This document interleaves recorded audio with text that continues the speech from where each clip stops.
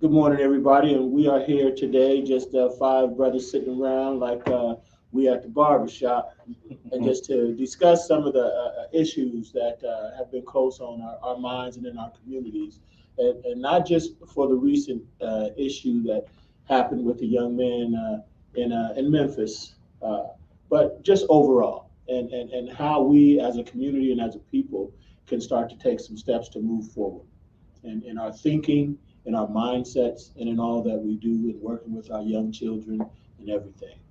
That being said, I'm going to let these brothers around the table go ahead and introduce themselves. Michael Kraft. Mike B. I'm Dwight Harvey. Darius Henson. Brother Keon. That being said, brothers, just briefly, just in about 3 or 4 words, tell me, how are you feeling right now, today, in this moment? How are you feeling? Well, it's Black History Month, so I'm always excited when Black History Month comes. It's Black History Day every day, really, but I'm excited as well as troubled.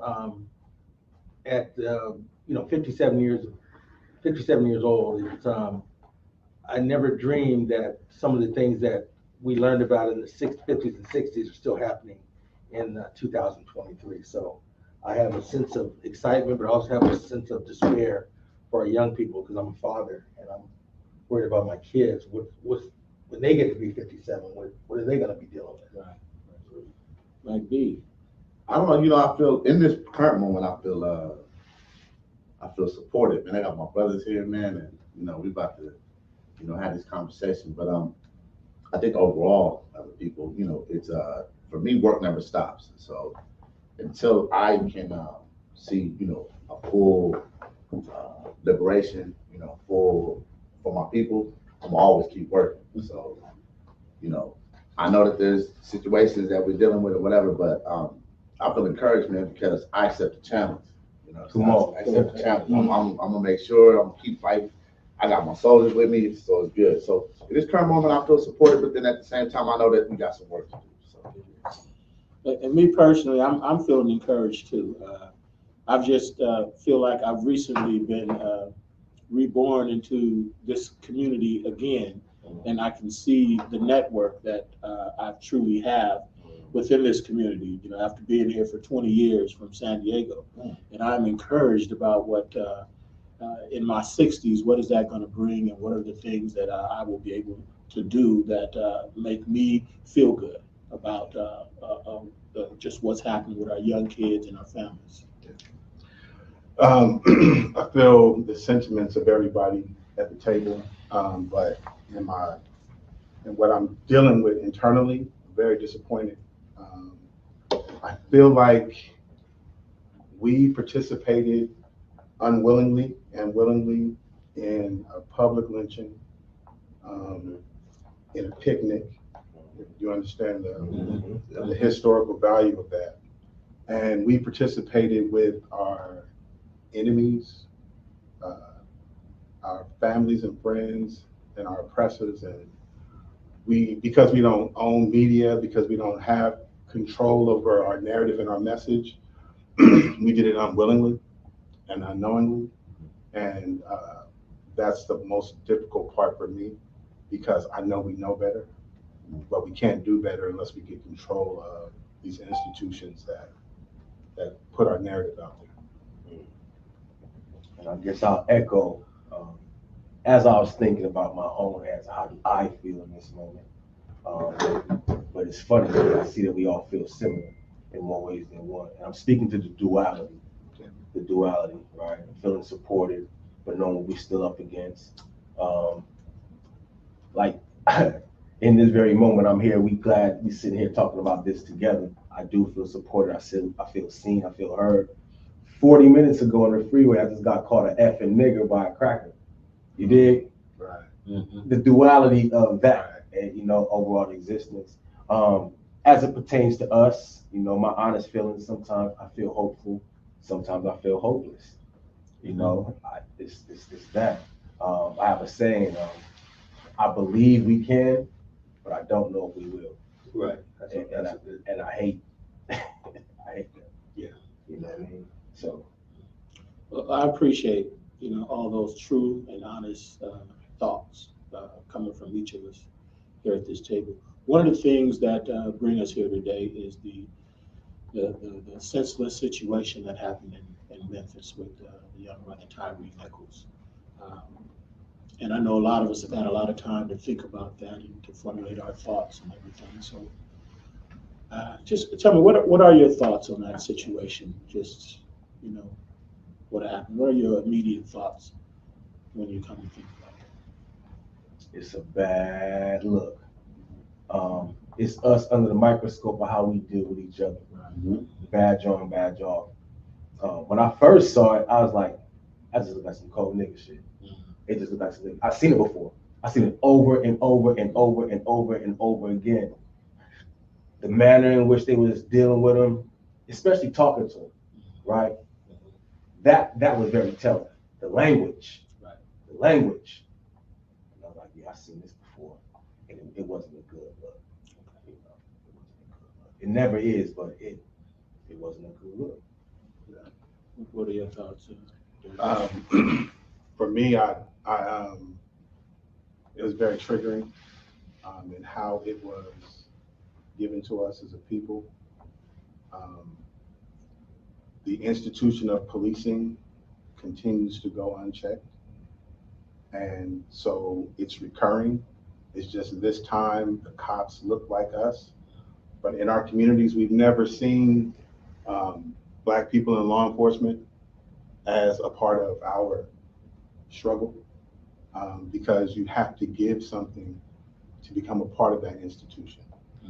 And we know this for those people who have had to deal with law enforcement. It never mattered to us what color the person is in that uniform.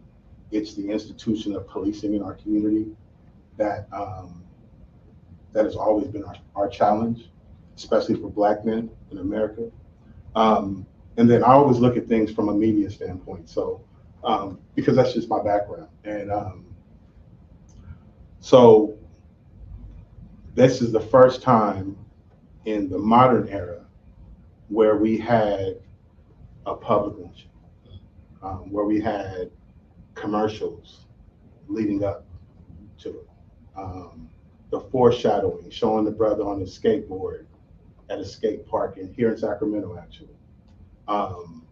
The foreshadowing of what we could expect to see and how horrendous that it was, the spectacle of the whole thing. Then the commentary of showing the DA in Memphis breaking down crying as he's watching it, and then having Don Lemon ask him questions about how he was feeling, and interviewing the police chief and how she's feeling. Like, there was this whole, it was almost like a Super Bowl event, or like an athletic show, or like a gladiator event. Like, and this whole thing was played out on national television, on all social media platforms. You can pull up that information on YouTube right now, and you can see it like it just happened yesterday. So it's going to live in our consciousness forever. And it's produced and packaged in a way that lives with us forever. And we participated in that. And we had advertising dollars associated with it. There are companies who bought 30-second spots to fund that. And what does that all do for us as a people and as a community? And what does that look like to kids and to elders and to people who don't look like us that see this production of black on black violence. It makes us a commodity. It makes us a commodity. And so like they've done with every piece of our culture, they profited off of our pain, every piece of our culture. So now we are selling our violence to the world. And because we don't own institutions that tell our narrative, that speak our narrative, like TV, like radio, even social media platforms, because we don't own these things, we don't have the power to show our people and educate our people on what that is and why it's detrimental to us. So that's kind of how I've been feeling the whole thing. Thank you, I appreciate it. Yeah, so, you know, it's just to kind of piggyback on what Brother Henson was saying is the Black misery, oppression, murder, killing has always been a public spectacle in the United States of America. You know, lynchings have always been, right, advertised and things of that nature, right? And that's what we get. You even take modern day Black music and media, right? It doesn't show us in a good light, right? You look at drill rap. You look at the stuff that the kids are doing. It's a soundtrack, right, for mass incarceration. So they'll allow those types of things and those types of images to be, you know, kind of put out about us. It was insane to me. I'll be honest with you. I couldn't believe that national news outlets were playing this video. You're not going to see videos of Ukrainians killing Russians on CNN. They're not going to play that. You know what I'm saying? You're not going to see. You're not going to see Jews killing Palestinians. You're not going to see that. They're not going to play that. But what they'll do for African Americans, for Blacks, is they'll play that stuff, right? You know, YouTube, and in my personal opinion, they all have a responsibility, right, to vet out what they're going to play on their like my brother said, you know, there's commercials. Somebody made money off of this. I did say I couldn't wait to play that. Yeah, Because normally when they playing it, you know, they want to hold back. Well, it's going to be best. It's, you know, it's white cops on black cops. This one they're like, ooh, well, this time it's black cops. I feel like they couldn't wait to play. They couldn't wait. They couldn't wait. And over and over. You're right. Right? And that's my take on it because, in full transparency, I have background. I'm in law, second generation law enforcement. And so when I saw it, it was something that that I had seen before. But you go back to Eric Garner, go back to George Floyd, go back to that brother that got shot in Charleston, and they played that. We saw that, but the narrative was different because never did you hear the whole time in George Floyd or in Eric Garner did you call it savagery. Right. They called these brothers savages over and over. I listened to it. They were the savage beating. You know, the narrative was so of what it was would bother me. It bothered me to see these brothers got caught up in the whole the ridiculousness of what goes on in policing. They bought into the whole thing, you know. But the thing that was so bad for me is to see America breathe a sigh of relief, like,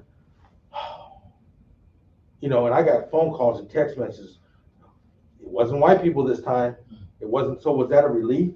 Is that a relief? Just like when we see things happen. Let me just add in there, brother. Just there was a white man in there. Yeah, there was a white man in there. They Yeah. purposely left him out. He was right there with He the got taser. fired. He was the first person He to helped take. set it He off. got fired yesterday. They just started dealing with him yesterday. Yeah. So But they had to deal with us first. But what I I'm saying, apologize. no. But what I'm saying is the imagery that they put forth, and it's media, so you can do anything. You can, you know, skew anything the way you want to. The thing that bothered me the most was the whole narrative of the savagery, that we were savages and stuff like that. Yeah, it was a cold piece what we watched. You know, ridiculous.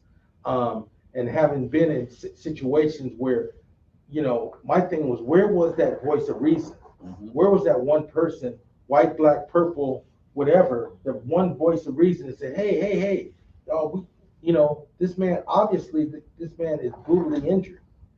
Where was someone coming in to say, hey, and then when you got people there who are emergency responders, they didn't render aid.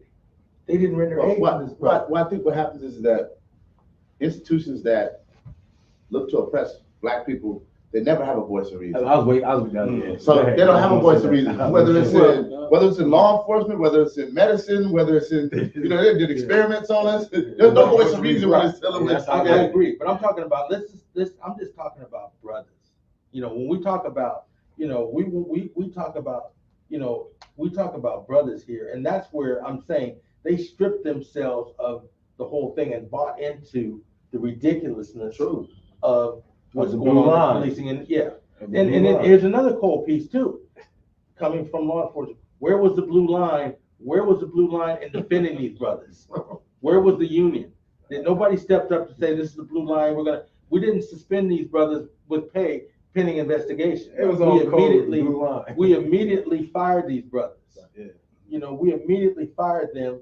And I'm not saying it wasn't warranted, right? But I'm just saying, where was the blue line there? So there's a whole lot of dynamics in this whole thing. Yeah. I would also say, I was trying to look up the brother's name, but remember, just 2 weeks before this happened, down in Southern California, you had a brother who was an English teacher, an educator, tased to death.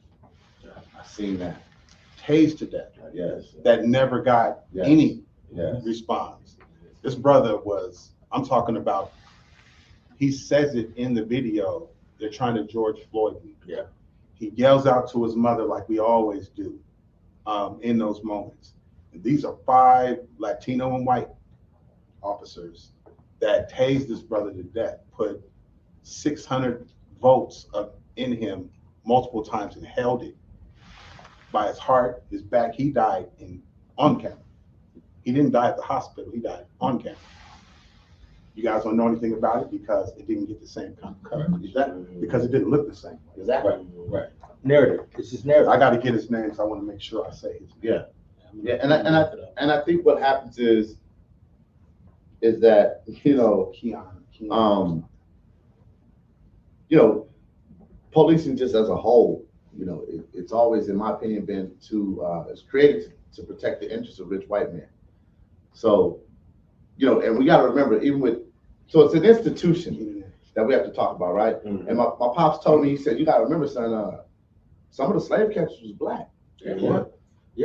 Right? Yeah. And he told me, he said, everybody didn't want to leave the plantation. Right. Everybody didn't want to be free. So I think law enforcement, a lot of times, in a lot of instances, they look to kind of promote, people who might look like you, who have that mindset, right? Who have that, and in watching that video, not to be, it looked like almost a gang initiation, right? They were beating and then picking him up and then putting him down. So I think, Calling him bruh.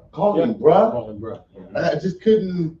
And how do you say bruh? Yeah. As you Come do on, that. bruh. And it just couldn't. I couldn't. I only watched it because again, Because they like, wanted to to your say, point, I think that a part of the problem was, for me, is I was like, we should boycott the viewing. Like, you know what I'm saying? The people, like, that's not why, you know what I'm saying? I had to watch it. I did too. I did And I agree. too. I did too. I had to watch I thought about the boycott part of it too. I did Right. too. The young man's name that I was talking about is Keenan Anderson. Keenan Anderson. Keenan Anderson, Right. killed by LAPD just 2 weeks prior to this happening, in the most savage fashion.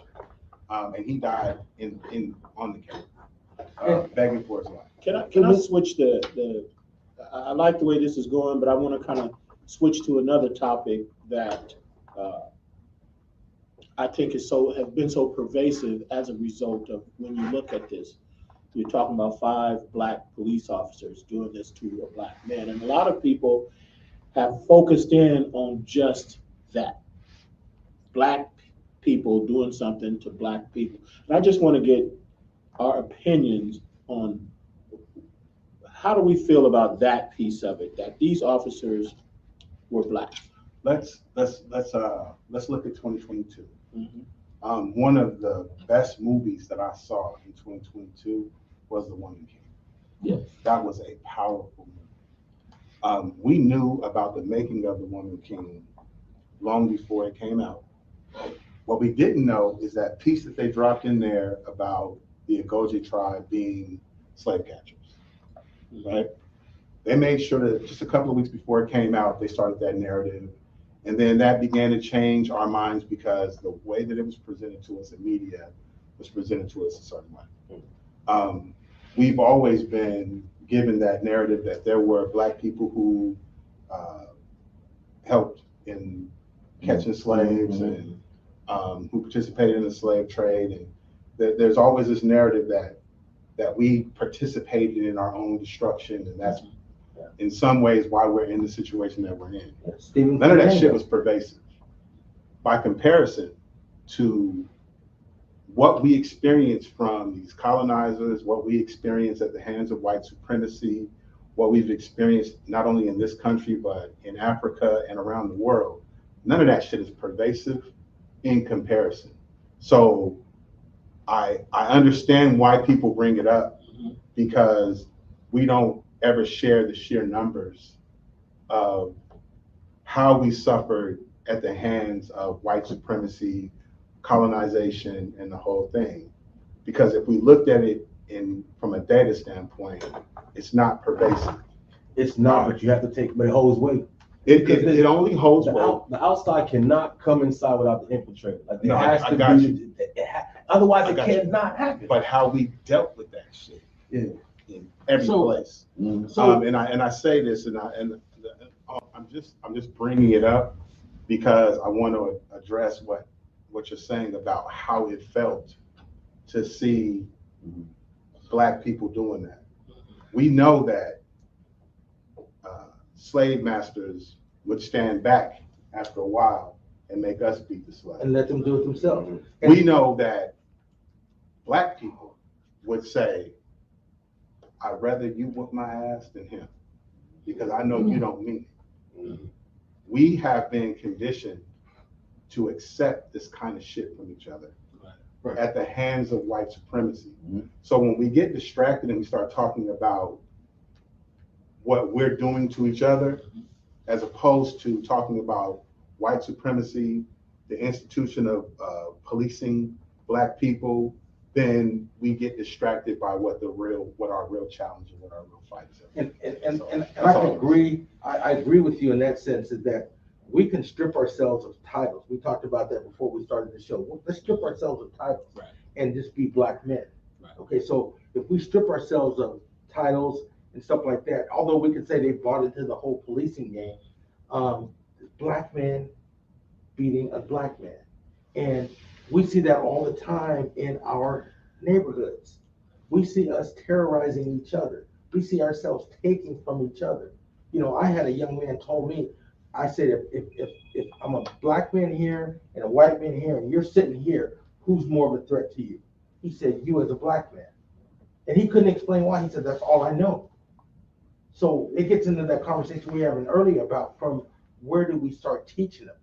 We got to start teaching them from the womb. We got to start teaching them from the womb that we have to love one another, love each other, look at each other and see the value in that Black man's face right there, and the value in your Black mama. See yourself. See yourself. We have no nation, we have no code. But it just played out into that, right? Whether it be in the streets, whether it be in with the police, no matter where it is, we have no nation, we have no code. But see, the crazy thing about it, we will kill for a street. We will kill for a street name. We'll kill for a neighborhood. Because we have no nation, we have no code. But we would also kill for a plantation. Yeah. We would kill for the branding of a slave master. Right. Because again, I'm not saying that what you're saying isn't valid. Never. But we've never dealt with what has happened to us. Right. And every time that these things come up and we start to have that narrative and that conversation about what has truly happened to us. Right. Yes. We have so many other things that happen that we end up having to move on. Because we have never been able to breathe. Right. Eric Garner said, I can't breathe. We've never been able to breathe long enough. We've never been able to, because we've had so much stuff to deal with. You know, you finish cooking breakfast and you gotta start cooking lunch. Right. And then it's dinner time. And then it just goes back around, it revolves. We don't have time for someone else to do it for us. We don't have time to sit up and say, let me deal with this and you deal with that, because I got something over here to deal with. No, we don't have time to do that. And if we're We honest, better make time. and if we're honest, every time that we have made time, we've gained traction, those people were taken away from us. Yeah. Oh, it's because you know why? Every last time. You know why? And it happens on our jobs. Yeah. It happens in our communities. You know, let us get something and then all of a sudden here comes the tax man. Well, you didn't pay your taxes on it. You know, or they're gonna find something, somehow to say you did something wrong. And so, yeah, you're absolutely right. We have to get our own. Okay, now that gets into what you talked about earlier, Keith. Is it, you know, we say it, but is it possible? Is it possible? We talk about it in our lifetime. You know, I remember when I could double my age. I was 25, I was 26. Okay, I'm gonna live to 50. Okay, I'm 57 now. 114 ain't happening. Right. So my question is, when we talk about our lifetime, when we talk about our kids' lifetime, at what point are we gonna start to get our own, or is it possible in these 48, 50 states, is it possible to get our own in this country? And I don't know that it truly is, because there's so many things that we run up against, and there's so many, because we don't have that positional power or authority in so many different areas. And I'm just talking education. You know, when you look up, you know, you may see some Black superintendents, you may see some Black associate superintendents, but it's become so few and far between that we don't truly get that opportunity to speak to what our kids need in the educational system. And even when you throw things out there to say, I'm going to give you the facade that we're going to do this work, then when you try to start having those hard conversations about really doing that work, there's so many people that don't look like you that don't want to do that. Well, I think too, what had ever happened too is that I think that what they've done, the system's done a really good job of taking away the ability to self-govern, right? And self-discipline. Because that's where it's gonna start, right? We have to govern ourselves first and foremost. Yeah, we know, you know, oppression, we know, like we've been through a lot and are gonna continue to go through things. But there has to be a space, and me and Brother Keon talk about this, and Brother Henson, where, because you said something earlier before the cameras came on, which is we have the ability to, I can't remember what you said, to do whatever we want to do, right? But it's just we have to create that space of self-governance, and I'm at a space now where I'm tired of looking at anybody else to save us. Right. It's up to us.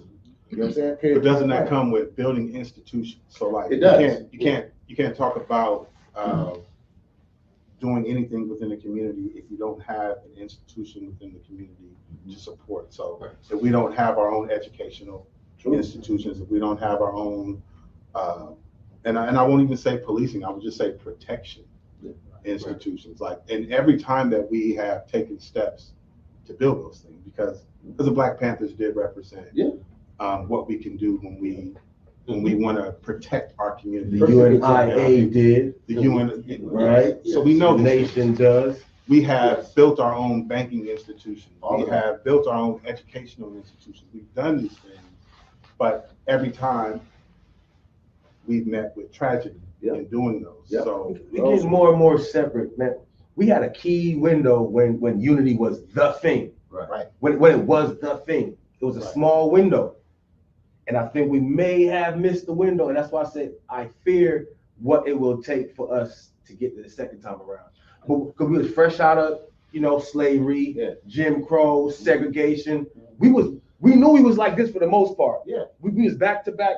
We was back to back for the most part. That was really our window, because once you start giving everybody their own, and the my and the me and the I, and Garvey said it, individualism and monetary is going to be the death of us. Yeah. And at this point, we are more divided than ever and more monetary than ever. It's why other ethnicities are able to still advance, because they're still close to their struggle. Well, they right? But they sit there and they watch our division.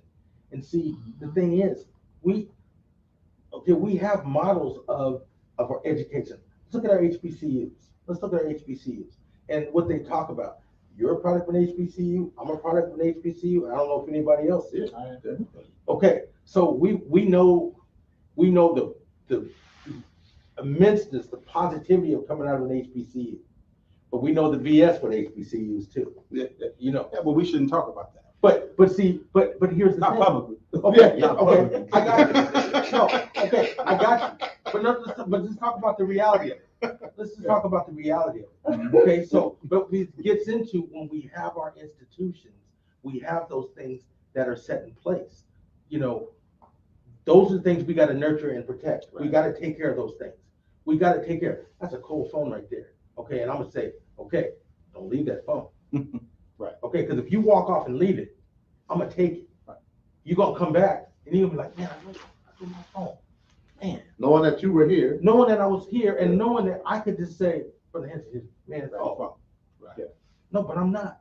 I'm gonna take it. I'm gonna make it my own. And see, that's the thing that we have to do when we talk about building our own and building and going from inside out. We got to be able to build something So it's the trust. and sustain it. So let me say this, because part of I think what the solution is. Like I call myself an Afrofuturist. Yep. Right. And I do a lot of things along those lines, because that's my thinking right now. So when I start talking about institutions, this is what I mean. We're on the Earth Mama Healing Network. Yes. Sister Rowe spends a great deal of time putting content out in these social media platforms.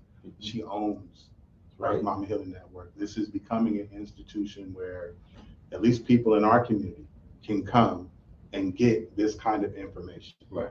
That is the beginning of an institution. Right. We have online currencies that exist right now. We have politics that exist in a futuristic form right now. We have the ability to build every institution that we want to see online, and that's where everything is going anyway. The problem is we're not thinking about that right now. Sometimes we apply very old concepts in a very new world. Oh, absolutely. We don't have a unified front, right? Yeah.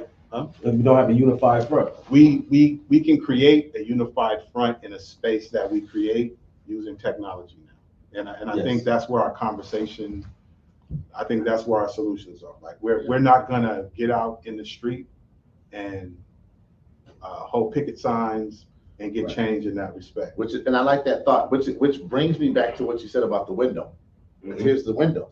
Yeah. Right. Here's the window again. Now here we are again. Yeah, we are That's why I again with the bring it window, up. right? Yes, Because now what happens is that the information, as you were talking about, Yeah. it can now be mass. Disseminated. Right. Here's our window. And so this is the space where we got to get our youth and start to, you know what I'm saying? Get them to the, because one thing I think we discussed this some years ago. You were like, Mike, the only way we really gonna be able to advance is once we start to see ourselves through the same lens, right? So then I can see, okay, Key, I got Brother Henson, I got Crab, I got one. We all see it the same way. So now, boom, we all moving in the same thing. And I think what you just said with the Afro futurism is here's that window again. Yeah. And we got to get in that window and start to, you know what I'm saying? If we don't, we're gonna produce But more, if we 5 get more, in 10 that- more, 15 more. There you like go. that. But if we get in Yeah. that window, we can't break it ourselves.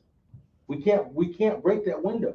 See, that's the thing. Once we get something, we got to nurture it and take care of it and build it and make it bigger and better. That's my issue. We talk about media.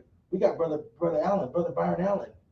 Brother Byron Allen had, Yep. we all knew Yep. Brother I remember Allen him as a from doing, you know, talk shows. this man is a billionaire now, and he's building the media. They can't do the weather without his weather report. Yeah.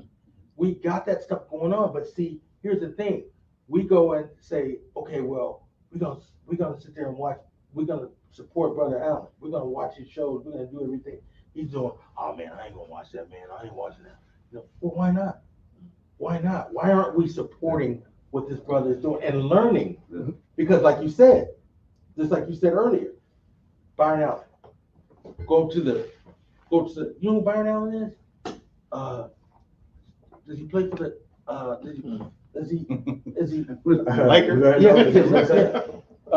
Along that same line, what I've been hearing a lot of is a value system. What do we value? What do we value? So let's talk about that. How do we get us to value us? How do we, and where do we start that? I've heard some conversation about starting in elementary schools. We were talking about a program just reviving baseball and what that looks like, starting at a young age. So how do we, and I know that's a whole big It conversation. is. It's a Ooh, that's a show. And where do we start? Right. Where do we start? I always thought Just a quick thought on it. We got to stop thinking monolithic though. We can start everywhere. Mhm.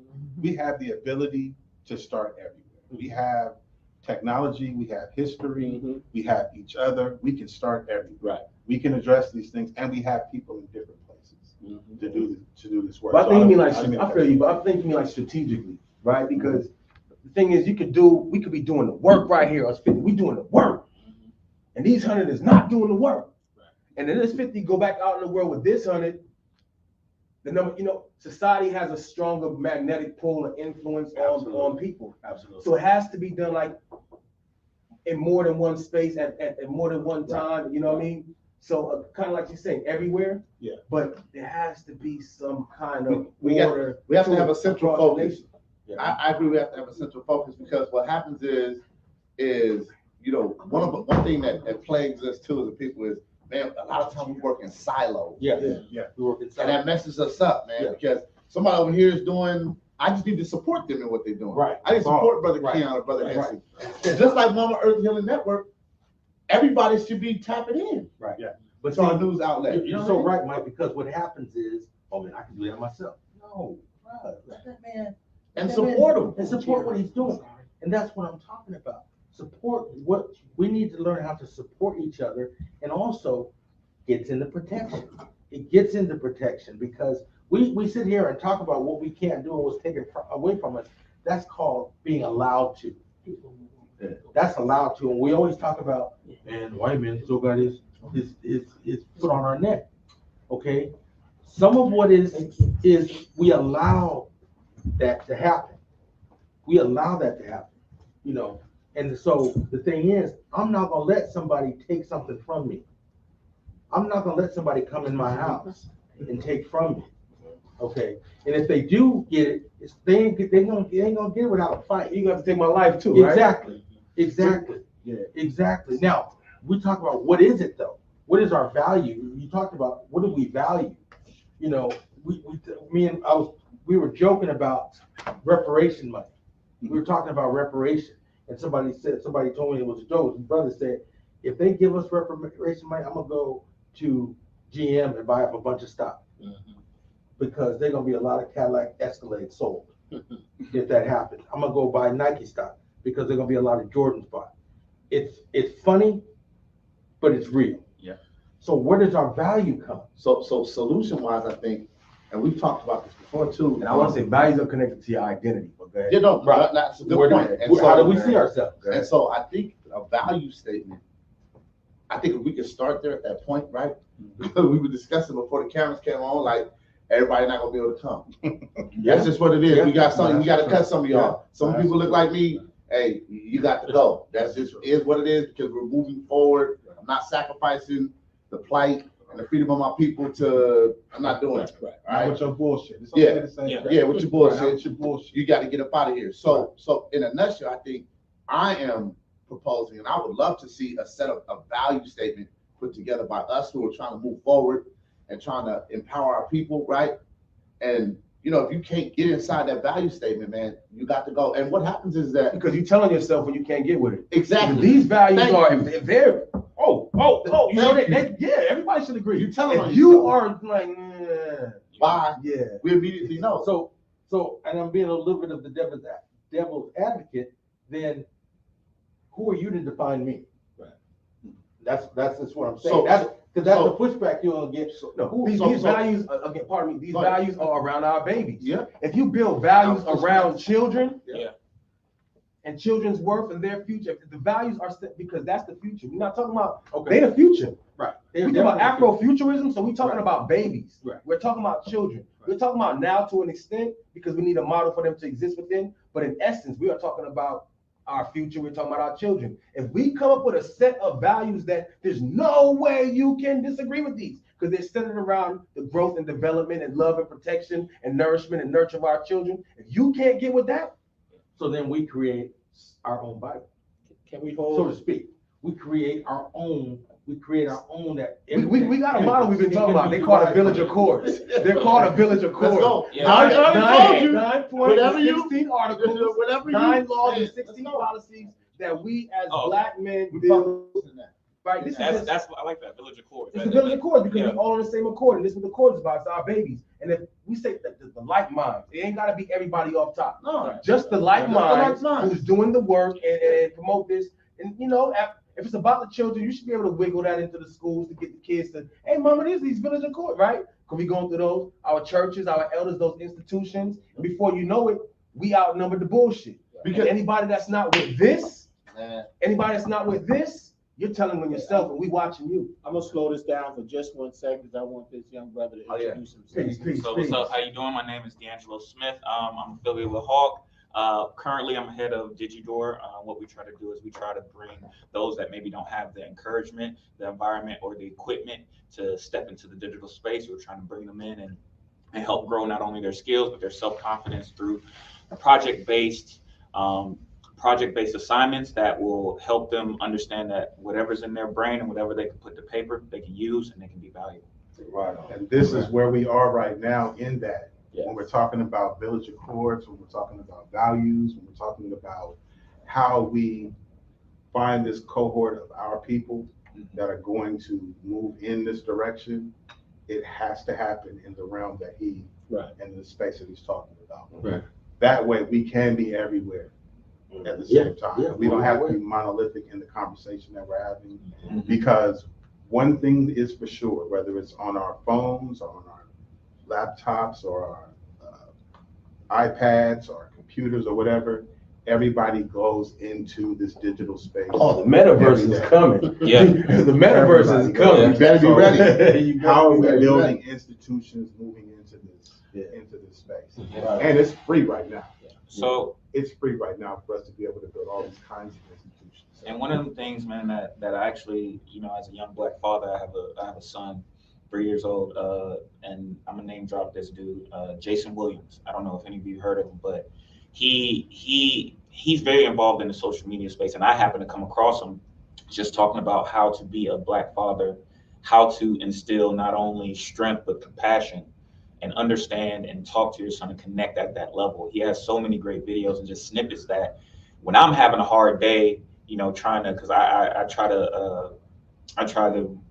don't believe in hitting, I try not to hit my son. I try to, teach him through, just conversations and talking through his emotions. But there's some days, that he just going wild, and I'm just like, I don't know what to do. You don't want to spare the rod. You know what I'm saying? I'm not trying to be soft on him, but I'm not trying to go as hard as as I experienced. So I'm like, bro, I'm like, you so lucky, because if this was old time, you would have been body slammed by now. Right. But just having his snippets come across, it's something that helps keep going. That another Black man that's older than me, because I feel like that's what we don't see and we talk about Village Accords. What we lost a lot, especially in the crack epidemic, is we talk about it all the time, is the older generation, the older men or the older women, or everything gets lost, so we don't get that old head wisdom.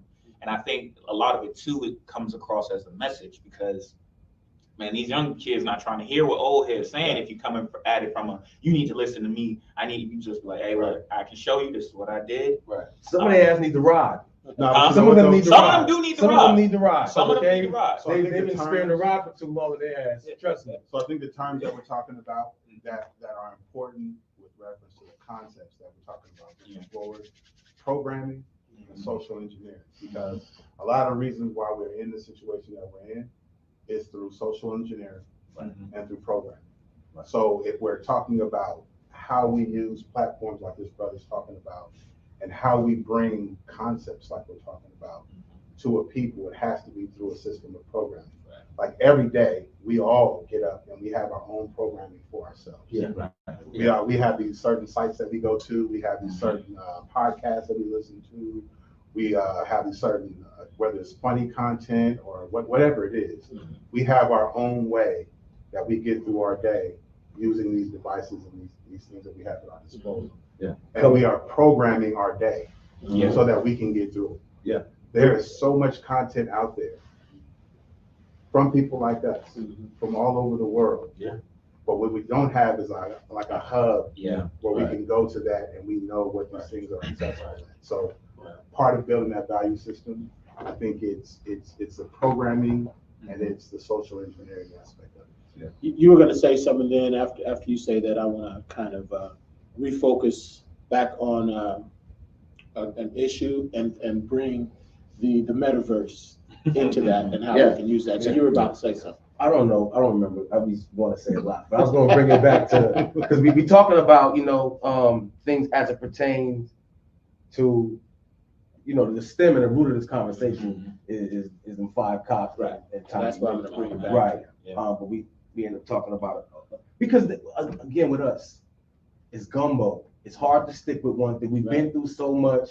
We've never dealt with so much. So anytime you're talking about one thing, we're going to end up talking about something else and something else and something else. It's always interconnected, Yeah. right? It's a lot for us to peel back. It's a lot for us to sort through, isolate, what you call compartmentalize and deal with accordingly. It's tightly woven. It's tightly woven. So I was just going to try to swing it back. I'm gonna swing it back because you're right. This conversation did start revolving around the incident that happened in Memphis, and so one of the things that I'm always hearing and I'm seeing is how do we talk to our children or tell our children or work with our children on how we deal with police, and what that looks like, and that looks different for everyone. I can imagine being in that world, what you talk to your children about. I know there was a point where I've talked to my children, or they've been in the car with me, or I've been with my brother and something has happened. And then it's like, how do I show my son how do I survive this incident? And everybody doesn't have to do that. But I want to take that thought, and with everything that's going on with the internet and how we have so much access to information, and other people can shape and program our days with content. How do we talk with our children, knowing that they have this $1,500 computer that's more powerful than any object that they've had in the world before? So let's talk about that. How do we talk to our kids about One of the conversations that I have with my 2 sons is there are some things that you can just do up front to protect yourself for what you know. So you don't want to drive around in a car without a driver's license. Right. You want to make sure that your tags are up to date. You want to check your car and make sure that your headlights, and your tail lights, and all those things are in order. Preventative. Like just all those preventative things. Avoid what you want to do is you want to create a space where they have no reason to even speak to you.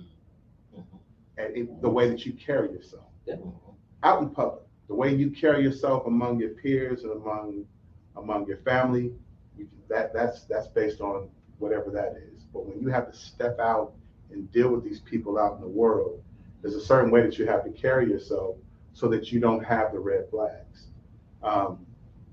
Don't still walk around with these masks over your face. And if you do, make sure it's a medical mask or something that you can clearly see that I'm trying to protect myself from something, as opposed to I'm trying to conceal my identity. Like, you don't want to do anything that makes you stand out, because you already stand out.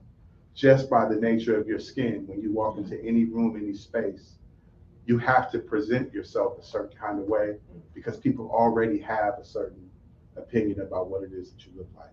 And you can't go through life with this, well, I don't care what people think because I'm an individual and so on and so forth. Other people can do that shit.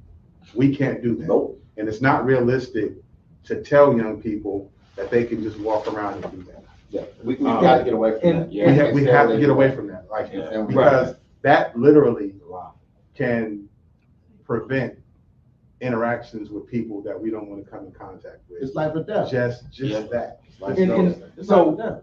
My take on it's different because I was in the industry, in the profession. And so my oldest daughter, she saw all her uncles were black officers.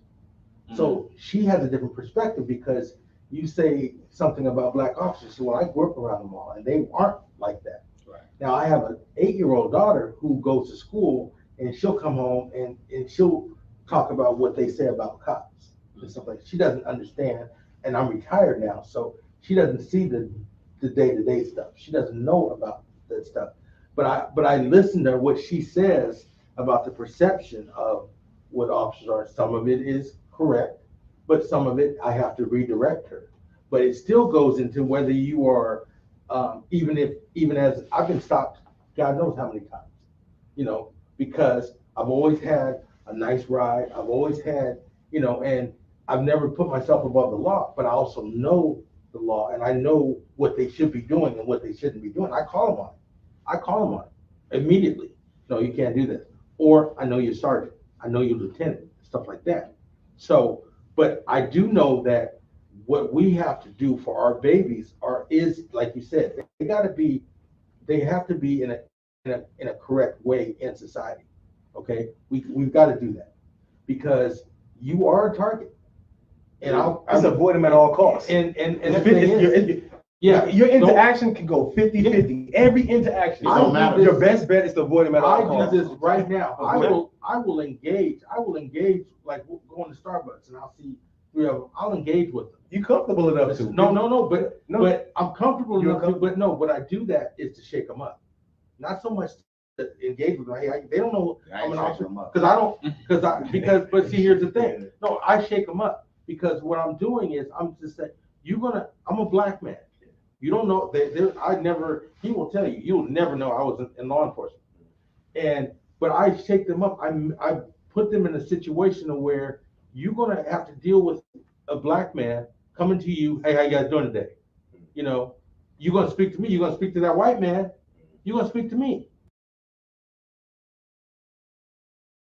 You're in there to teach them a lesson, or you're in there to wanna be But no, in a company. it's Like, not that I want to be in a company at all. But what I'm saying is, all I'm simply saying is that they have to, or they need to treat me like they treat that other cat that walked in there. Now, is it Yes and no, a fallacy? yes and no. Is it a fallacy? So we're talking Is it- about, but what we're talking Yes, about, and not to no. cut you off, but what we're talking about is the things that we would impart into our children when dealing with them.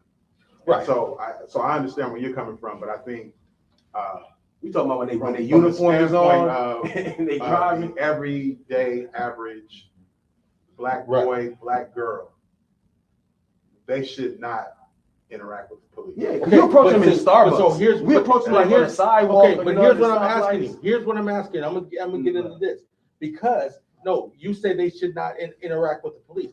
But if something goes down, who you gonna call? You gonna call the milkman? It's not about that though, because in a controlled situation, right? Our kids interact with the police. They Kids in interact with the schools, police in the they- schools. they- They yeah, interact they- with, yeah. they interact with the police under controlled situations. Right. And we don't have a fear of that because it's in a controlled situation. Right. We should, but we don't. Right. Right? What we're talking about is the everyday. I send my child to the corner store to buy something. My child wants to go to the movies and they catch the bus there, or I drop them off and now they're dealing with the officer in the mall. Mhm. There's a different mentality in how they have to deal with us that is vastly different from the mentality that they have to have on a school campus. I Or agree. in a controlled And environment. I'm not telling, Hold hold on, on, real but quick. I'm not telling them to challenge them, but I'm not telling them to run from them either. And that's all I'm saying. Yeah, no, I got that. Yeah, I I'm not understood. saying go up and challenge them or even be their friend. No, I'm not saying that. But I'm also saying I don't want them to necessarily have the fear of them. And that's the problem. There's We're not justification saying for fear. that. We're not saying fear. There's because- justification for that. Because when you're raising kids, especially boys, you don't fear anything. Yeah, exactly. Right? I don't want my Doesn't matter what they daughter. look like. So we don't raise our kids to do that. But I think what is best for our safety It's is total that we not avoidance. engage. If you see them, my dad always said, go the other way. Yeah, Whatever. It's detrimental. I used to be one of the top police. I swear to God, where I come from, in New York, in New York, you talking to police, just like real talk. That was my practice here for a while in Sacramento. Like it's not the same. Right. They got time. That makes time for you. In New York, you do with the police however you want to, take them on a chase, whatever case may be, and those be my experiences when I'm there back home. Me being who I am, and my first bad experience with the police, I was 10, a gun to my head. What the fuck you gonna put a gun to a 10-year-old's head for? Right. A 10-year-old's head, me and my brother. That developed the bitter taste for them in general. Right. And then, racism on top. This is before I even understood racism and all. And by the time you start getting a little bit of knowledge of self and systems and everything, it really is FTP. It's FTP. So I would talk them, you know what I mean? And it never really got me too far. Once, never mind. But I learned though, but my father always said, Keon, stop playing with them. He always said, don't play with them. You see them, so go the other way. So I always said, go the other way. I think to real quick, it's what's and to McGill's Sounds good. see, we know each other. But listen, I think the point is this though, because you raised me, but there has to be you almost have to have, my mom always tell you have to have almost a police preparedness. Yeah. Right. So I ain't engaged. I'm just not on just off the. I just know you, but to bring it back to what we were talking earlier about the incident in Memphis is they've always used constant reminders, right? They want you to see how we beat you down, right? Because it keeps the rest of everybody else in line type thing. You get what I'm saying? Rule by fear. Rule by fear, right? Rule by fear. And so we're going back to just trying to bring it back to this is that I think that's why they played it. Because I was aghast by it. When I heard they were going to announce it, and it was like you said, it was a build up, Like a drum build-up, roll. 6 o'clock, yeah. 6 o'clock, Yeah, you 6 watch o'clock, it, and I was just like, yeah. that's bananas that you're going to put this for the Yeah. world to see, kids to see, that type of thing. And so, Willie Lynch. Well, and see, for that police chief, her thing was full transparency. I do it early, but think about it. It happened January 7th, and it didn't come out until the 24th. So they've known about this since January 7th.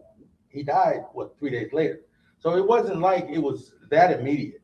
It was some planning and They had to get advertising dollars. They had to get everything.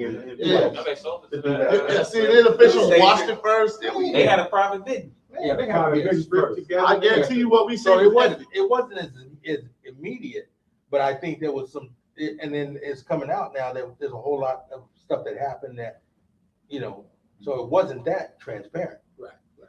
But I go back to the whole thing was, what did it show us? What did it show us about us? And I'm gonna let this young brother say something. Then we're gonna pivot again on another topic. So for me, because at my job, I'm on a diversity inclusion, and we talk about what we want to do for Black history. And one thing I'm tired of Black trauma porn.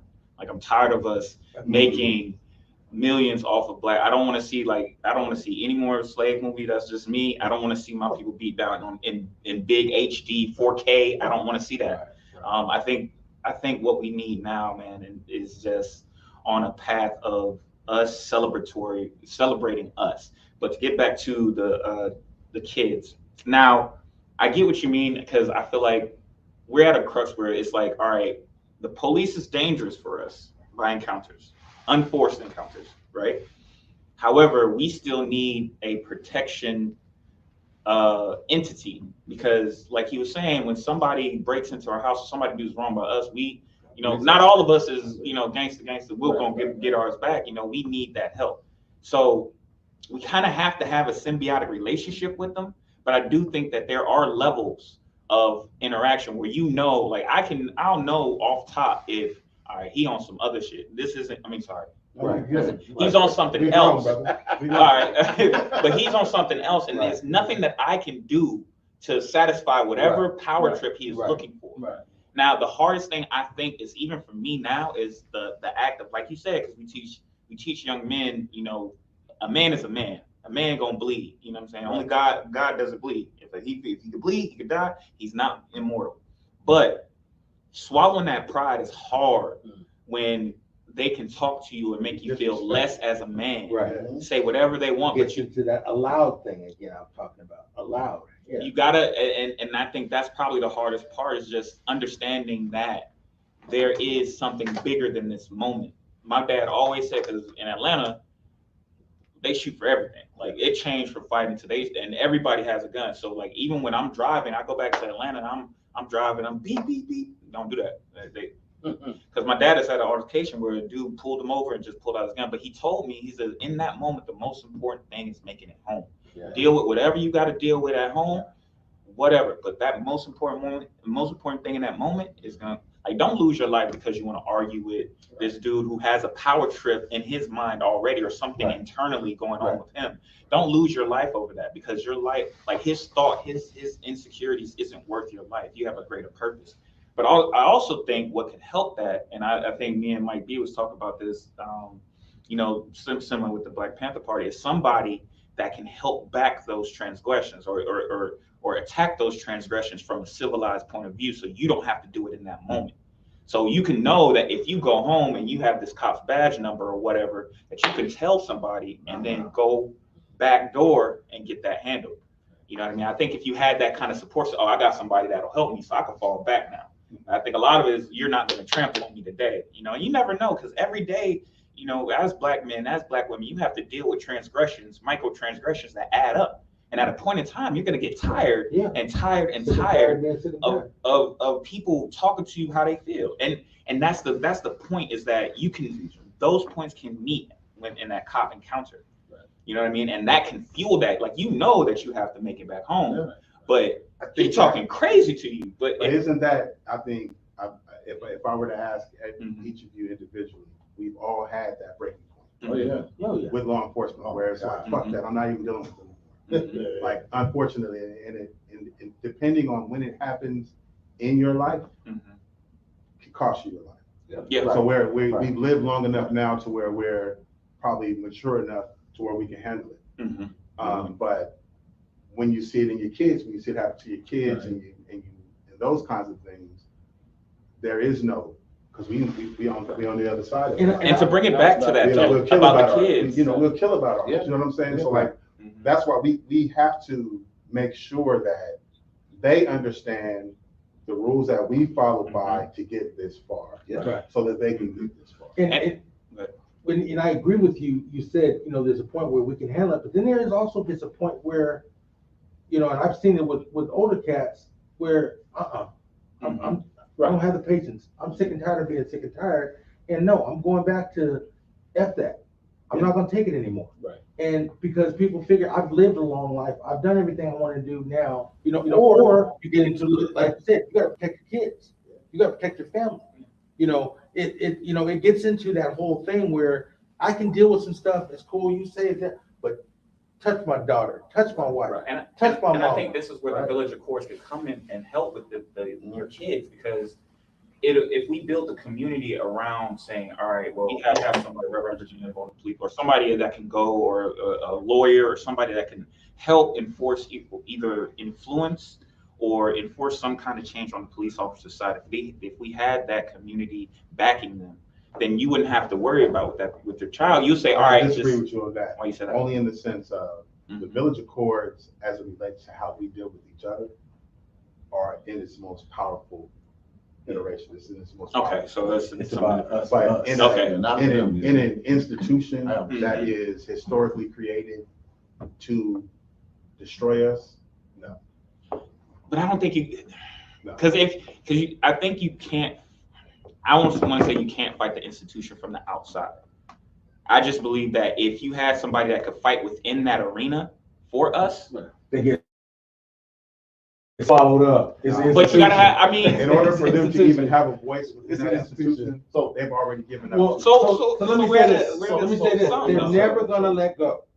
They're never gonna let the go. only choices. It's never. You think about it, and you think about it. It's not just law enforcement. but I can speak on law These enforcement, institutions. but in these institutions, they are never gonna let go their core value. Their core value says, do not ever, you can bring them in, you can entertain them, you can let them be, but you never let this inside core go. And then we can never truly Which protect. is why it brings back to the point what Brother Keon said, We which can is, protect each other. and that's Yeah. what the village, and that's what I was about to tell you That's about what the I'm village saying. accord. The village accord, we would be able to work that within us. But that's what, yeah, okay, yeah. To be able to teach our young people how not to even engage, you know what I'm saying? So these institutions, right, we've done something where, and then it's a whole nother situation, is that we've desegregated, right? We for whatever reason, that's what the civil rights movement was about, right? It was about melding and weaving into the systems, right? See, our generation, Let's go. we don't do civil rights, we do human rights. Right? The hip hop generation, we human rights. We know we can surpass whatever their accomplishments are, right? And so, And this new generation with gender rights. Yeah. Oh, my bad. Okay, go ahead. Okay, brother, okay. let's go back. So let's get into, but let's talk about that. Let's talk, because I talk about this all the time. Was segregation healthy for us? No, No, we in agreement. Was No. Even The hindsight, we all know. My grandmother was not with my us. grandmother was in Tulsa. When Dr. Right. King realized that integration wasn't gonna be the answer for So it, did. he was assassinated a couple weeks later. Right. But what I'm saying is, I'm just asking, once again, I'm that devil's advocate. Did segregation teach us all we had was ourselves? We had to teach each other, we had to clothe each other, we had to feed each other. We had to do it for ourselves because we had nobody else gonna do it but us. At least we operated that way. We was Yeah, right. we had We independence. missed a few In a things. sense. We missed a few But things. we wanted more fast. We didn't Right. know that segregation Right. had us. Yeah. We would have had the whole lot slow. Exactly. We wanted more Exactly. fast. So I go On back our own to, path. was segregation healthy for We us? all said no. We don't know. It Okay. was not. So, but what I'm Was segregation healthy for Yeah, us? yeah. I mean, Yeah, that's what I'm saying. yeah. That's what I'm asking. That's That's why I asked it. I kept saying it over and over again. No, I said segregation. Segregation was the It answer. was the answer. for us. So, brother, I'm gonna take this onion and I'm gonna start squeezing it back together because we can go 1,000. We will. And we're gonna be here till 3. So I want to bring this up. I think this is important too because I was listening actually this morning. There was a clip. D.L. Hughley did a clip, and Yeah. he I talked watched the whole specifically Yeah. about what's the brother's name? Jason Whitlock. Yeah. Did you guys get a chance to hear that? Yeah. So and Whitlock was basically talking about the whole downfall was that a single black I couldn't Mom. believe that. Oh, See, we man. was can't- running it. But that's Jason We Whitlock. should not, we Yeah. shouldn't repeat that level of ignorance, Okay. not in this point. Right, right. I just think it's disrespectful to, Yeah. to us as a people to repeat I don't know anything who he that is. motherfucker has to say Right. because he's so It's out malware. of pocket. It's My malware. thing was Exactly. it It's wasn't- malware. My It's thing is not malware. to repeat that, but my thing is to talk about how do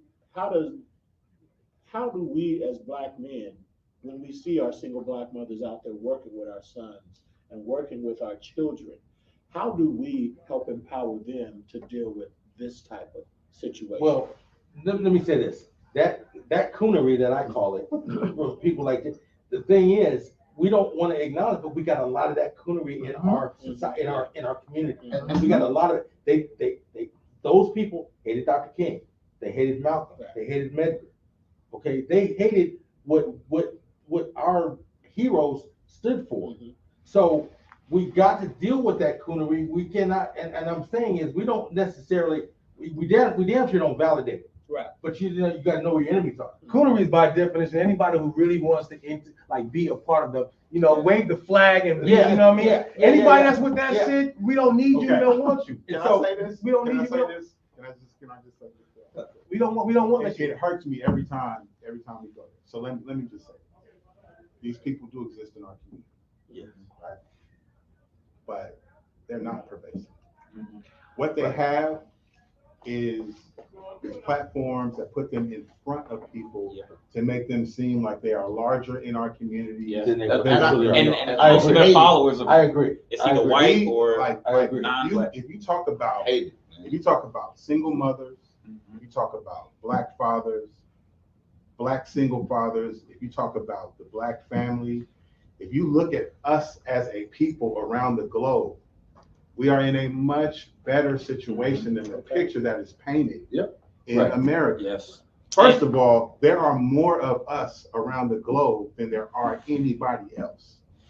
I wouldn't We say we're in a come- better situation, bro, because we're not included in terms of the wealth of the globe. So what I We're mean not by that really is, there, I'm sorry, I'm talking about from the Well, black perspective. family standpoint, Got you, and I'm talking On about the internet. from got you. the Say no more. support I for get it. single mothers and the Yeah. support Yeah. for black Yeah. fathers and this whole idea of the absent father and all Yeah, this shit, that man. is fact. That is, you bullshit. have these people painting this narrative like it's pervasive in our community, Yeah. and that's not the case. Okay. We work in communities Come where on. we're doing the work supporting sisters who are by themselves. We do things like encourage those sisters to bring your kids out to play sports. Get them involved in after-school activities. We have these programs. There's a lot of brothers That are doing and it. sisters that are doing the work to help our people. That's, It's They almost, put these people in front of the Yeah. world, yeah. and they make it seem like it's pervasive, and it's not as pervasive. I'm not saying that it doesn't exist. Right. I'm just saying that it's not as pervasive to where it's this crisis thing. They'll have you believe that the black man is almost extinct. It's Yeah. fucking impossible. yeah, Right. so Just it to makes be no extinct. sense. So, That the black family doesn't exist. It's impossible. so when we talk about those programs, we talk about those programs, getting those now. And so now, we gotta get that black mother to get an avenue to get her kids to these programs. And we're talking about, the avenue is transportation, affordability, but also, we gotta talk about vision. Okay, we gotta talk about vision. We talked about baseball earlier. I'm a golfer, okay, I have a big program. And one of the things that bothers me is that in the next couple of years, my program, unless we figure out an avenue, is we're not gonna have any black kids in it. Now we do, but it's because other kids are starting to get more involved, because it's the education of educating our people to take advantage of those things. That basketball and football is not the only sports, and we need. Even with the golf, that's in good hands, man. It's a brother, SBCGA. Okay, wait. So, and he will tell you, don't get into golf with me, because don't get into golf with me. Okay. But I'm just saying, I just don't want this narrative out there that these black single mothers are so helpless and they're just lost trying to raise these kids on their own. Right. You can't on one line tell me that the black woman is the most educated Right, person right. in the And then- United and States then of say- America, and then tell me that they don't know how to raise kids. Right. That's some bullshit. I'm not gonna accept that. See, Right? And that's You're not That's gonna that language that tell tripped me you up that like the that. black Yeah, man I'm is glad the he most said that. absent. I'm glad you said When you that. look at the black man is probably the most admired human being in America. Yeah. By all cultures. But we're here though. You know what I'm saying? Like, Yeah. you're So not at gonna this- just keep at on this doing that to table, us, man. Right. You know what I'm saying? They're not just gonna keep on doing that to us. That's bullshit. Look at us at this table. Come on. My brother's a principal, right? Come on. I'm in education. Keon does educate. It's just when you talk about this type of stuff, it just makes me like, what? Like, what are you talking about? Yeah, and that's my point Brother of golf. teaches golf. Yeah, and so that's what I'm saying. But here's what happens. What we do in this room does not always translate to the community, because it's just us, and we have a lot more people that we need to affect. There's not enough of us to do that, go out there and make that impact, and we are all, everybody except for this young man got Greg, and so the thing is, Absolutely. You look clean. here's what happens. We have got to teach them, but we've also got to train our successors. And that's We've got to train our That's- successors, because that's what happens is that And I saw it. Golf, I've seen it. Golf, I've seen a lot of things where you're out here and, you know, Brother Henson, you're doing your thing, Brother Henson, and then 10 years go by, 20 years go by. I mean, I could tell. I've known this young man since he was 7 years old. Okay. And then when I asked him, hey, Mike, how you get so old so quick? And I'm like, well, I've gotten this old, you know? So, but the thing is, Mike came behind me and a bunch of other cats. So he's doing that work. And then I can validate him. But see, the thing is, how many cats that are coming behind us can we validate to keep doing that work? That's a good point. I think we did as a people, we did a horrible job, and I ain't trying to blame nobody, of passing down. Yeah. I don't know what it is with the baton, man, but people just want to hold it and keep running. It's like, man, well, listen. Last with that goddamn. Well, now you're in seventh. You was in first at first. Now you're in seventh. You passed it down. So I'm going to keep it. I think there was a time where we weren't doing as good a job as we're doing right now. But if I'm hopeful about anything, I just don't. I'm real protective of where we are as a people. Right. Now, is there trauma within our community, within our families that Absolutely. we need to work out? Absolutely. Right, amongst ourselves, and we are. An in-house work. That in-house work is that's been ongoing. And we're not gonna get nowhere without that in-house work. Yeah. It's not gonna happen. Right. It can't happen. Right. It's Yeah. impossible until we start dealing with all of our internal shit amongst ourselves. I agree. Because those 5 pigs, that was the internal shit on display. Yeah. That was the So internal was, shit on yes. display. That's So what that was. was Yeah. about. Yeah. That's what this conversation So was. is about. It's about So what was. and how do we transform I mean, come on, 500 years later, we still here talking about this shit? Yeah. Right. Right. And see, No, hold on. Yeah, you're right. 500 years. No, think Yeah, about it. yeah. 500 years later, we sitting here talking about the great sleepover. Yeah.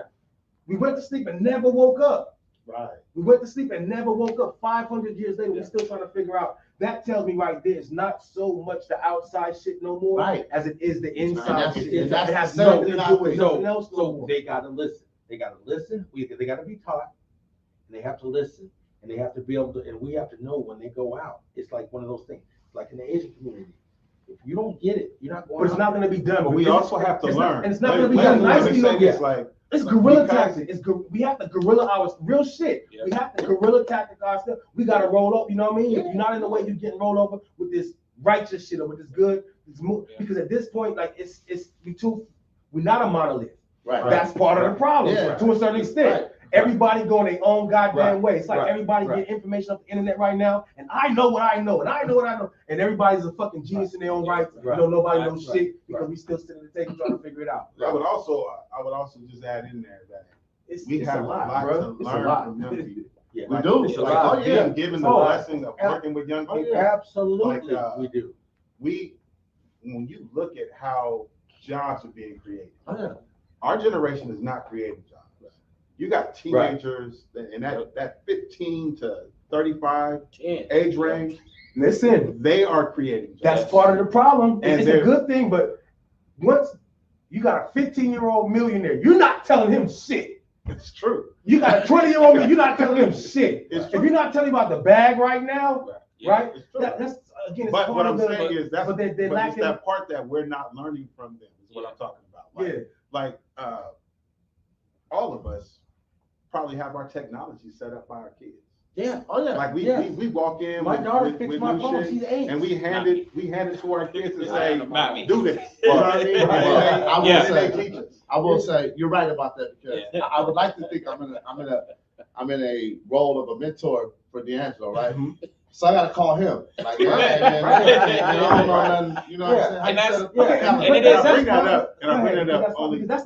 that's cool. Yeah. But it's not the fundamental shit that's gonna make us move together. No, I But that's agree. gonna be But- that's gonna be your fundamental carrier though to them. If you Yeah. can't communicate Yeah. with them, Mhm. then you're never gonna get the message Yeah. that you're trying I'm to gonna tell say you, to Yeah. them. this is And where that's my the kids part, are. and that's the part that I kind of, so it's a part where you guys are doing great work. And I think that's where you're missing the second generation is because you can't communicate to them. Right. Like not everybody is in person just by the nature of the world. The nature of the world, we're inside more. I grew up on the tail end. Like I was born in '89, so I grew up on the tail end where we were going outside every day. We were having basketball tournaments between neighborhoods. Like I remember that, and it transitioned vastly, especially with video games, especially with online, with doing the videos, the vlogs, and all that. It transitions into a more of I got my phone, I'm on myself, but you have to connect through that phone. And the thing is, once you connect through that phone, then you could get them to come out, and you'd be like, all right, well, I know whoop de whoop, I bet. And part of it too is you got to play the game. You know, they like clout. All right, well then, like we were doing, setting up with Digidor. All right, let's set up and let's use our platform, build up a network among the young people. Let them run it. Like if they're looking, and this is the good part about what he's saying. For each other. If they're willing to take charge now, if you give them the reins and just run with it, they can build you a bigger platform. And then you just came in like, oh, well, we just need because one of the key things that I learned from young people is that we grew up and we are traumatized. Yeah. They're not fucking traumatized. They're not, So weird. They're not. They don't it's see a weird the world the Yes. way that we have You're been right, forced right. to see the world. because our digital has lifetime. leveled all that. I use my own kids. Like my youngest son, you know, the only person that he knows to be the greatest president is Barack Obama. He came into existence with a black family running this country, regardless of what they did for America. That don't even matter to him. Yep. He doesn't know what it feels like to deal with Ronald Reagan and Richard Nixon and all that shit. So what they told me was they were like, man, like you just so caught up in the struggle. Yeah. Like everything is a struggle for you. Everything is not a struggle for me. I don't have a problem talking to this person or that person. I don't have a problem learning from this person or that person. I don't have a problem going into these areas. They've never been denied to me. Right. So when you're telling me not to do something, This is why I I don't say have a this, problem. this is the part where I say the hopeless part, because all that sounds good and I get all that, but you know what to me that is, y'all? We're further divided. We're talking about unity and moving forward, only because but in more ways than one. only because I scary. think only in one respect that I say. In one respect that I see, and I'm not disagreeing with you because we are divided, right? But there is a way for us to speed up that gap between us and young black people by just learning and taking those skills and listening to what they have to say. And it doesn't sound the same to us, but we can get on the same frequency with them. I'll give you an example. Like we from hip hop culture. So like when I first started hearing where hip hop was going, I was like, man, this shit is trash, right? Yeah. It was my child that said, Dad, do you realize you're sitting up here talking about a 16-year-old? You a grown man sitting up here talking about a 16-year-old's ideas and saying that it's trash. Like, how do you sound?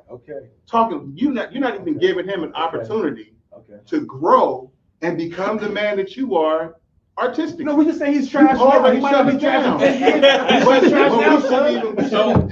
saying. Like, you shouldn't even be talking to no kid like that. You should be talking to no kid like that. And once I got that, once I had to fall back, I had to re-listen to what it was that he was hearing. But they need to hear us more because, go ahead. I feel you, because what you said is because I was so resistant to technology, right?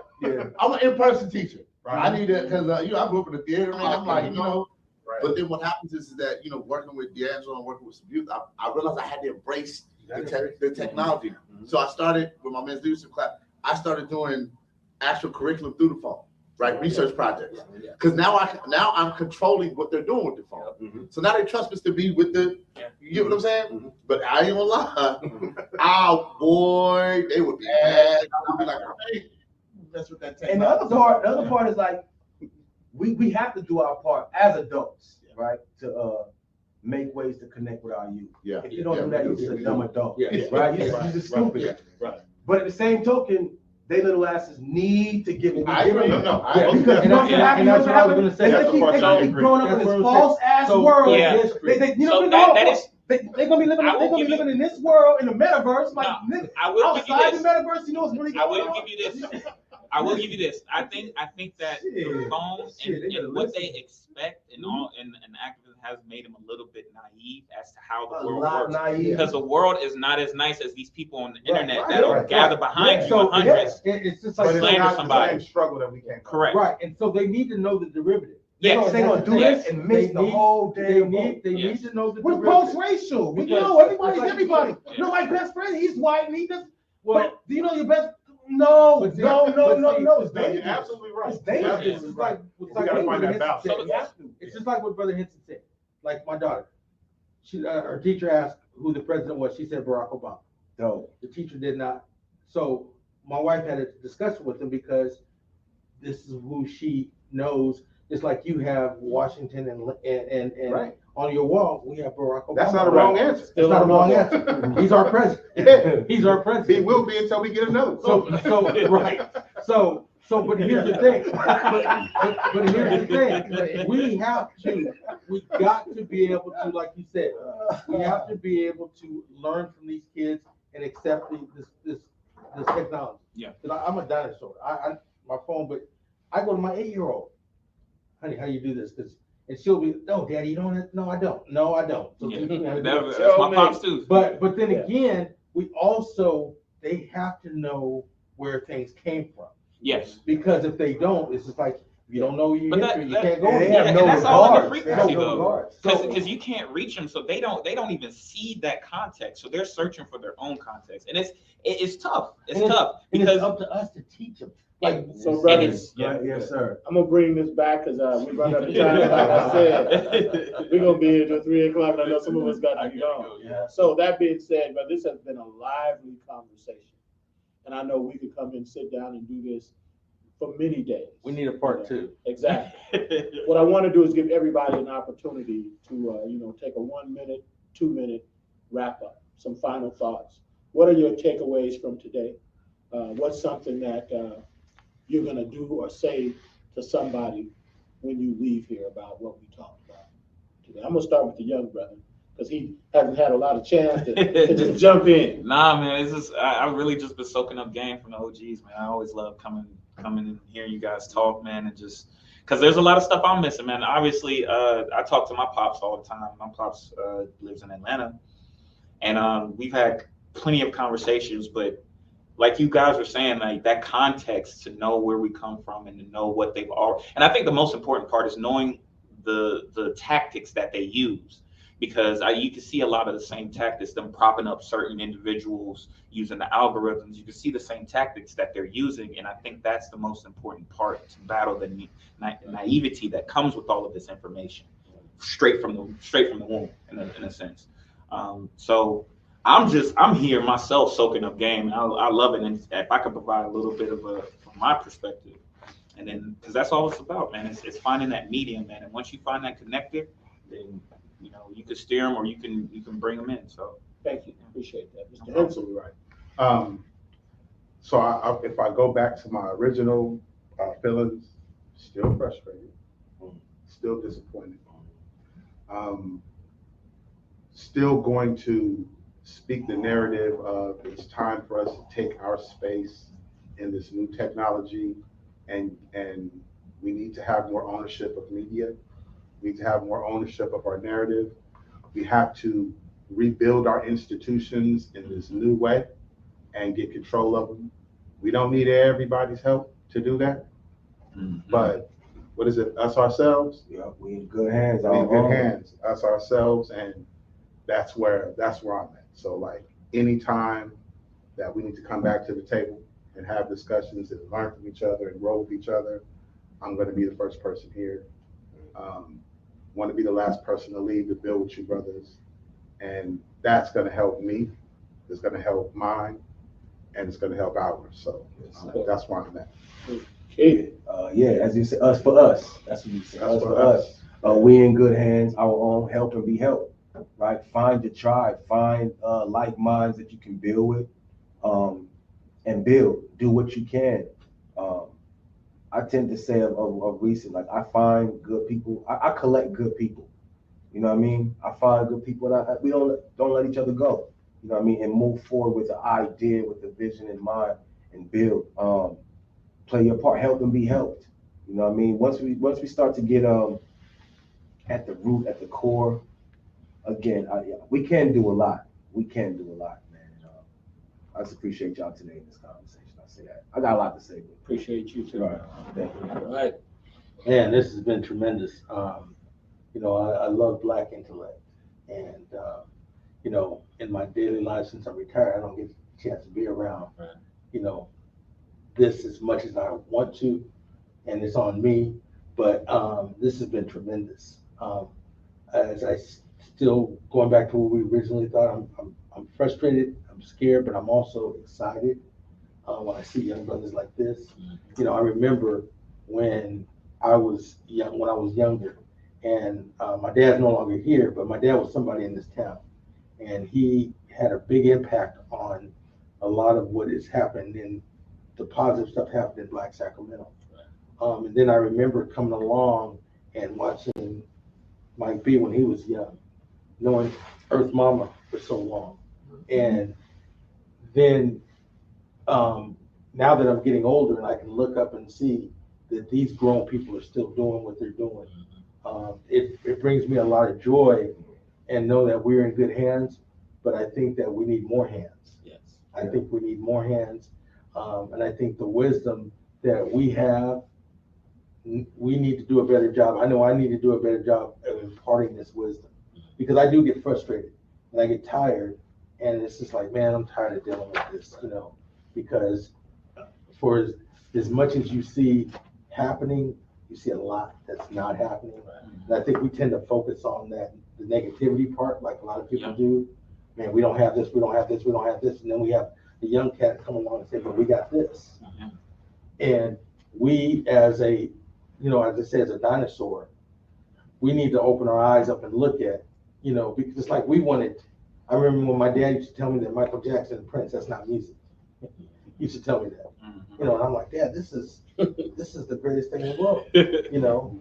And so I think that we all have a duty to ourselves and to our children, our grandchildren, and the next generation to do that. And we want things different.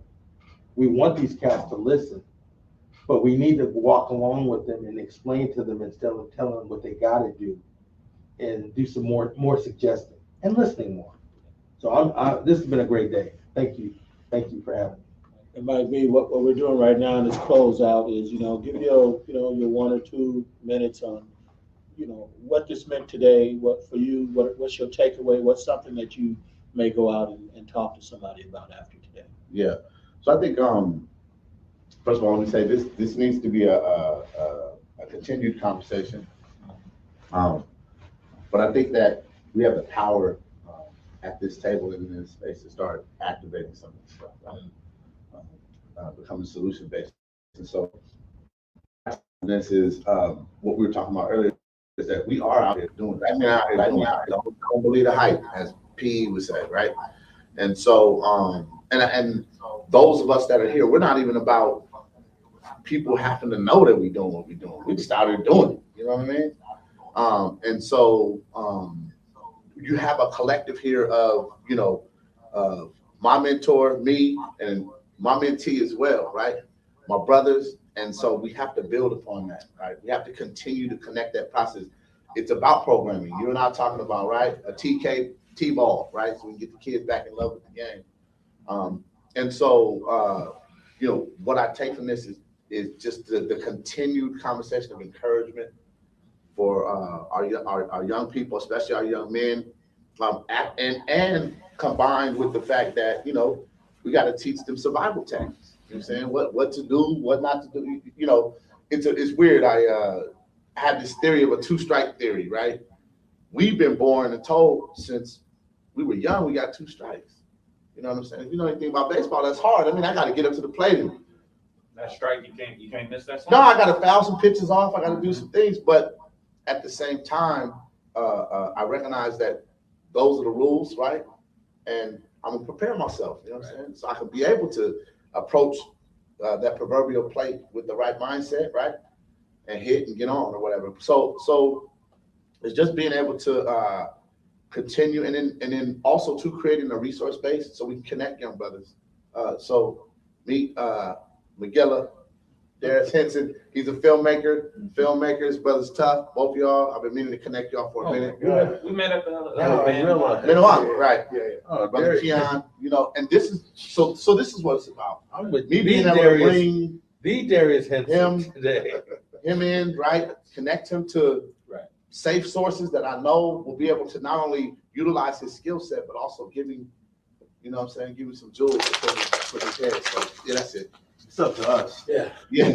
So, hey, brother, I appreciate Darius. You, brother. I didn't brother. really- We gotta hear from you too now. Man. Hey, Come on now. I didn't know. for me, You realize? for me, it was just being able to even be in this space, you know, and to talk about these kind of, because I don't normally have these types of deep conversations, you know. So I was telling Sister Rowe over here, with this whole opportunity to meet a network that I really didn't know existed until I saw each of you in that room that Saturday. And I was like, I got access to that? What can I do with what can I do with this? Even though I touched bases with the one brother I was sitting next to, I had talked to him about forming a basketball league in my last school district. And that was the first time I'd ever talked to him. And I look up and he's sitting right next to me. I'm like, but he knows you. And I'm like, how can we make all this work? So, and I told Sister Roy, I said, use me however you want. I'm here, I'm with you, you know, and I'm ready to do some work and make some of these things and thoughts that we've been thinking about, make them happen, you know. And I ain't the kind of person that like to be out front. I'm like, I don't care who get the glory behind it. It's just make it happen. And then you go, I'm gonna teach you, and you gonna take it over. So my old buddy ain't got to worry about it. So it's just amazing when, you know, I was having this conversation with the cat that moved here from Atlanta. I said, man, there's a lot of talent in Sacramento. Oh yeah. You know, Yeah. and I'm born and raised here. And I remember in the 70s watching my dad over here in these streets, fighting the system while being in law enforcement. And, you know, the talent level, it went away for a while. I think it went away because we died off, Mhm. crack. Yeah. We got locked up, and we got tired. Mhm. And I watched my dad get tired. He died early. He died at 66. But I saw him get tired, and I was trying. And that's when I was at the height of trying to do my thing. You know, this cat, and with this sister right here. And so I'm sitting there trying, Dad. He's like, Mike, the black man said, they ain't gonna listen to you. They're not gonna listen to you. I was like, come on, Dad. I mean, you know, you taught us to be in this situation. You know, you taught me to do this work, and now you're tired. You know, and then he left us, you know, early. But I do know that there's definitely hope when you got young people like this, and those of us here are guiding these young people. You know, we just got to keep doing what we got to do. And I think I get energy from doing this kind of stuff, because I used to do a lot of this. Roe had me in 1996. I had my own television show in 96. And we were in the midst of it, you know, when I was excited about it. And so I get energized. I shouldn't just get energized, but February, I just love February. Yeah. But, you know, I think I need to, you know, get with, you know, we got black royalty right here. I just realized it was this. I just realized. Just hit you up. You know, and so, you know, and Brother Keon, you know, Keon always, you know, Keon will call me, you know, King, I need you, you know. So I think that we need to really start, you know, it's got to start with us. You know, we can't wait for somebody else to do it. We got to start at wherever you're at is where it's got to start. So we're gonna end this with, I just want to call this one word. Where you at right now? One word. Tyree Nichols, Keenan Anderson. Gotta say their name. Yeah, you got to say the name. I'm present. Present. I'm gonna take Dion. I'm coming. I'm focused. Ready. Open. Thank you, brothers. I appreciate this. I look forward to next time. Hey, shout out. Thank you, Sister Rowe. Oh my God. Thank you, sis. Thank you, You sir. already know. She's the engine. Hey, We appreciate you. hey, she hate when I do this, but I remember when she. Oh, Yeah. If it's starting, I remember when.